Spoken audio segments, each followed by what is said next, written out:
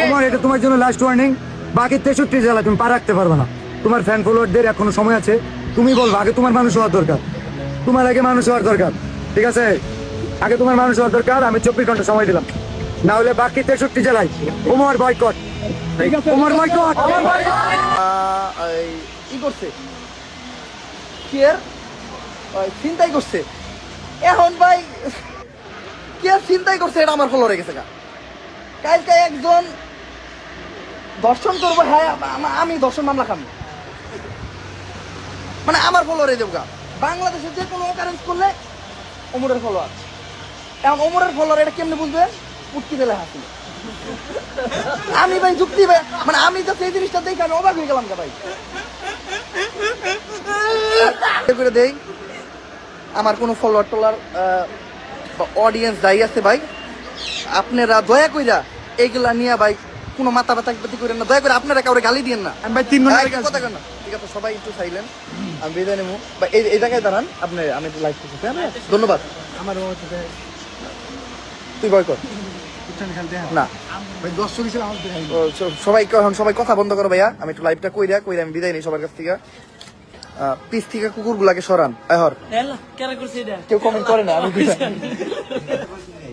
আমার বিয়ে আমি জানি না, এর বাংলা কথা এটা। ওই যার বিয়ে তার খবর নেই, পারাবর্ষীর ঘুম নাই, বিষয়টা এমন হয়েছে।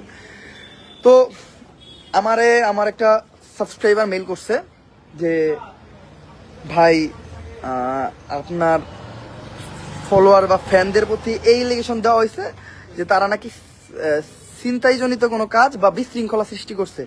তো আমি আবার ক্লিয়ার করে দেই, বাংলাদেশে আমার কোনো ফ্যান ভক্ত শিষ্য এগুলো কিচ্ছু নাই। বাংলাদেশে যে আমার ভিডিও একদিন দেখছে সে আমার ভাই, মেয়ে দেখে থাকলে সে আমার বোন, বড় কেউ দেখে থাকলে সে আমার বড় ভাই, ছোট কেউ দেখে থাকলে সে আমার বন্ধু, আমার বয়সী কেউ দেখে থাকলে ভাই, মেয়ে দেখে থাকলে বোন, মানে সবাই আমি শ্রদ্ধার কাতারে দেখি, তারা আমার ভাই বোন, এরকম কিছু।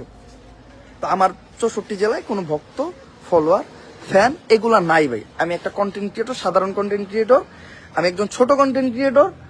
আমার 64 জেলায় যদি কোথাও কোনো কিছু থাইকা থাকে সেটা হলো আমার ভাই বা সাবস্ক্রাইবার ফলোয়ার এগুলাও বলতে পারেন। এটা হলো জাস্ট ইউটিউব কাউন্টিং এর বা এগুলা কাউন্টিং এর ক্ষেত্রে। আর আমার সাবস্ক্রাইবার ফলোয়ার বা আমার যে ভাইয়েরা আছে আলহামদুলিল্লাহ, এরা সবাই মনে করেন স্কুল কলেজে পড়ালেখা করে, কেউ মাদ্রাসায় পড়ালেখা করে, কেউ আপনি কৃষিকাজ করে, কেউ বা পরিশ্রম করে খায়, সবাই সুশিক্ষায় শিক্ষিত। এটা আমি বললাম কিসের জন্য? আমি পুরো বাংলাদেশ একা ঘুরছি। আমার যখনই আমার ভাইদের সাথে ফলোয়ার বা সাবস্ক্রাইবার যাদেরই বলেন তাদের সাথে দেখা হয়েছে, তারা খুবই সুন্দরভাবে আমার সাথে নম্র ব্যবহার করছে। আর ব্যবহারেই মানুষের শিক্ষার পরিচয়। তো তারা এই ঘটিত কোনো কাজ করব এইটা আমি কখনোই মানবো না। হ্যাঁ, সব জায়গায় ভালো খারাপ আছে, বিষয়টা বিবেচনা আপনাদের নিজের।